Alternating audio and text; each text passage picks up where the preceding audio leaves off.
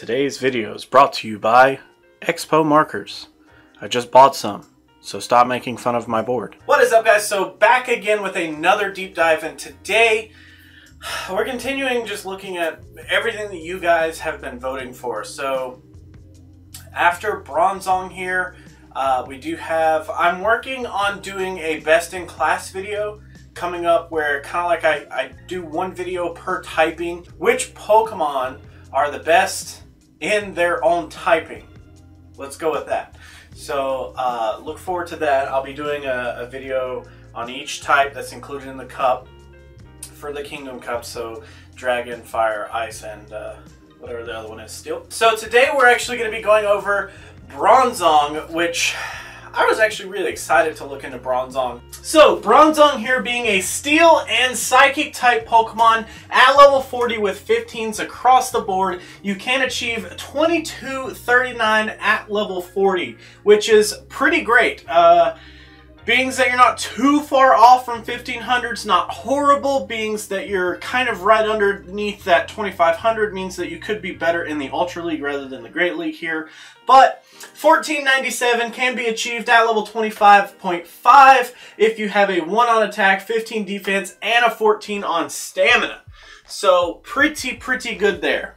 Now, according to my spreadsheets and all the numbers that I've ran, Bronzong should rank 14th in both bulk and stat product, but if we're being technical about it, it should actually be 12th since Giratina isn't allowed in the Great League, and also Probopass isn't out yet. So moving on to our moves here, so we do actually have all of our moves color-coded that have stab, Feint Attack being the only one that we don't get stabbed from. It's just the lone non-colored, but hey, it's a dark type move, so being written in black is pretty So Feint Attack and Confusion are our two fast moves here, and between the two of them, Confusion is just better, considering they both have the same energy gain per turn, and Confusion ends up having 1 extra damage per turn. Confusion just definitely works out better for you in most scenarios. The only time Feint Attack really does good is if you're going up against something that's weak to dark.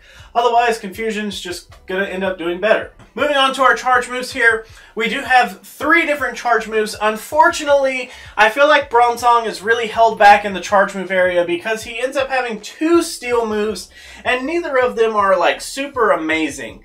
So I kind of like really feel like Bronzong could shine a lot more if he had just a little bit of a different scenario when it came to charge moves. But Flash Cannon here costing 65 for 110 damage at 1.69 damage per energy ratio. Psychic costing 70 for 100 damage at a 1.43. And Heavy Slam costing 50 for 70 damage at a 1.4 damage per energy ratio. So what I have personally found is that Bronzong is weird. So on PvPoke, I don't know if this is because of the new shield baiting and all of that kind of stuff that's been incorporated lately with PvPoke, but Confusion, Flash Cannon, and Heavy Slam actually has a higher percentage than any other combination, which makes no sense to me. Wouldn't you think that, you know, Psychic being in there to help cover other things would make it better than just having 2 steel moves? I don't know, but I personally would like to go with Confusion, Flash Cannon, and Psychic. That right there gives you the best bang for your buck whenever it comes to Bronzong. Even though Heavy Slam is really, even though it's really quicker to get to, it's still not as efficient as Flash Cannon. And even in the sims that I ran, Heavy Slam just doesn't end up pushing enough damage to really win you the match. It gets you close, but it doesn't win. So personally, Confusion, Flash Cannon, and Psychic are the moves that I would go with personally. Now, keeping that in mind, that is the moveset when we move into shields here that I end up using. Alright, so in the scenario where I have 0 shields and my opponent has 0 shields, so as a closing scenario, we actually end up winning 39.7%. Now, in the scenario where we actually have 2 shields and our opponent has 0 shields, the reason that we run this sim is to figure out which Pokemon just flat out will end up beating us no matter how many shields we have. We actually end up winning 97.4% of those matches, but there's two Pokemon that just really can take our cake away before we even get our fork out. That's Houndoom and Salamence. Both of those Pokemon do really, really good up against our Bronzong here. Now, in a scenario where I have 0 shields and my opponent has 2 shields, I want to figure out by this scenario which Pokemon that I just end up flat out beating so that I don't have to worry about their shields. We actually end up winning 3.8% of those matches, and there's 2 Pokemon that really stood out here, Infernape and Blaziken. And can you imagine why? So carrying that fighting type in this meta can end up hurting you whenever you think about using a psychic-based Pokemon. Having Confusion is just, oh my gosh, it's amazing right there. It's huge damage.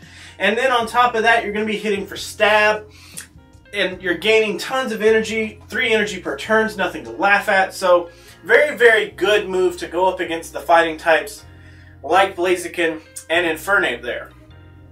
Lastly, in a scenario where I have 2 shields and my opponent has 2 shields, in this scenario, this would be called the lead-off situation. This ends up being 44.9% in my favor as a Bronzong, which isn't amazing. Unfortunately, the matchups just really kind of suffer, which to me ends up putting Bronzong kind of in a specialty position. He's not really good as a lead, and he's not really good as a closer. So you kind of have to pick and choose what you do with him.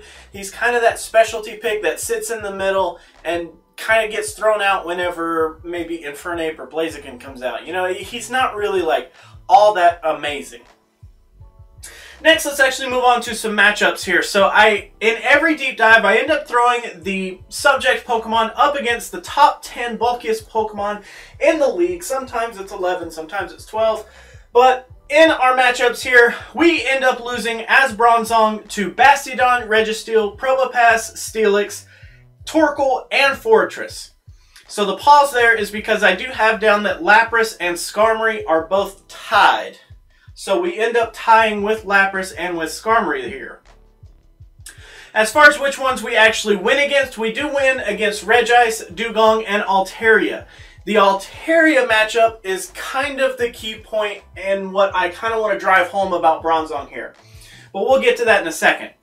So as far as counters go, what actually just hardcore counters Bronzong? What do you need to put on your team if you are in fear of Bronzong? Well, things that have dark type moves like Houndoom, Steelix, and Weavile, they all have the dark type moves that really just exploit this psychic typing and can really dig deep into our Bronzong.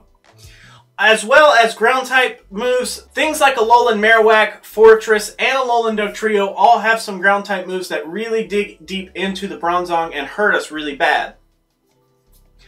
But as far as what you should be putting a Bronzong on your team for, what role does he kind of fill? What type of Pokemon does Bronzong do well against? Well, things that are ice types like Regice, Articuno, and Celio, they all end up having a hard time getting around this massive damage from Confusion and then whopping them with a Flash Cannon there. It ends up doing tons of damage and ends up putting them in a really bad position.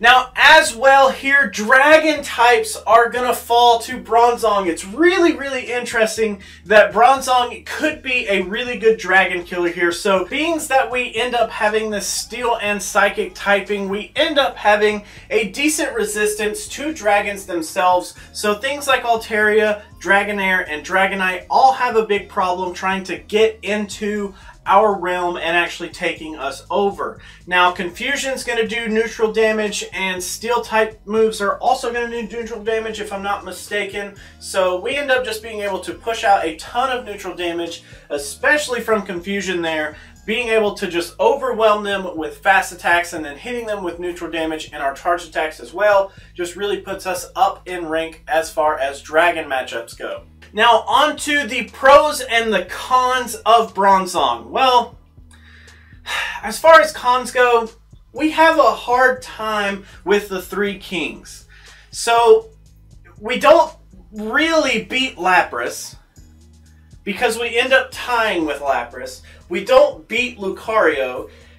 In certain scenarios, you can beat Lucario. When you get down to the nitty-gritty, you can even min-max your IVs on Bronzong to make sure that you can have the upper hand against Lucario. But it's not like a clean-cut match where, oh, we'll always win against Lucario. And then up against Bastiodon, of course, we talked about it in our matches here, we lose to Bastiodon. So, being that we don't even really take a game off of one of the kings just really makes it hard to choose Bronzong to be on the team. I mean, me personally, I would like to have a team of 6 that at least take out one of the kings themselves. Whether, you know, one of my slots just takes out Lapras or one of my slots just takes out Bastiodon, something like that. I'd like to fill out those spots knowing that I'm going to run into the kings more than anything else. Our next con here is that we do have some awkward weaknesses. We're actually weak to Dark, Fire, Ghost, and Ground. Being that Steel and Psychic here is kind of a cool typing in general, it does bring along some awkward weaknesses. So things like Houndoom, things like Alolan Marowak, things that, you know, kind of aren't really in the meta, like they don't have a solid place in the meta, but they could creep up on you. Things like that Houndoom and even Weavile showing up. Like, that's just kind of weird. Those kind of awkward weaknesses could come back to haunt you. Moving on to our positives though, here on the pros we do have Confusion. So I have to call out Confusion because it's just such a great move. It's a huge move that just does tons of damage. We saw it last month whenever we had Venomoth. Wait, no, that was 2 months ago. Yeah, that was 2 months ago. In the Twilight Cup, whenever we had Venomoth showing off the power of Confusion, you knew that it was going to be a hard-hitting move. Of course, its main usage was against Toxicroak, which was quad weak to Psychic. So, either way, Confusion is a move that you should definitely be paying attention to in this Bronzong match, considering how much damage it does, considering that it still gains quite a bit of energy. It's definitely something that you should always have on Bronzong, in my opinion. Next, as far as our pros go, we do actually hit a ton of the meta for at least neutral damage. So Confusion and Psychic here are going to be hitting a lot of the meta with neutral damage, which I think is kind of what makes Bronzong a little special. You don't really like completely just dominate anything with Bronzong, but you do have some favorable matchups as long as you pay attention to your weaknesses. So, kind of in an awkward position with Bronzong. I don't feel like I really want to recommend him, but in a team that lacks just pure neutral damage, like if you just don't know if you're going to be going up, or if you just don't have a Pokemon that can for sure hit for super effective damage on some of the meta, and you need something to fill that slot, neutral damage is probably your next best option. Of course, you don't want to hit anything for resistant damage, duh. But I think Bronzong could fit pretty well into a team, pending that you do have those needs. As far as like specialty picks, as far as neutral damage, I think that he can fit well into a scenario like that. Otherwise, like top meta Pokemon, I don't foresee him being a top meta, top pick. I just can't recommend him for the people that are going all out this month. If you're spending all your Stardust, you're going hard, and you want to win no matter what, I don't think Bronzong is going to help you as good as some other Pokemon would. It's just my opinion. So that is actually all I have for today, guys. Thank you so much for watching these. Thank you so much for letting me know all of the Pokemon that you guys are expecting to see in these deep dives. I really do appreciate you guys helping me deep dive into these, as well as giving this information to you as well. So thank you. I appreciate it.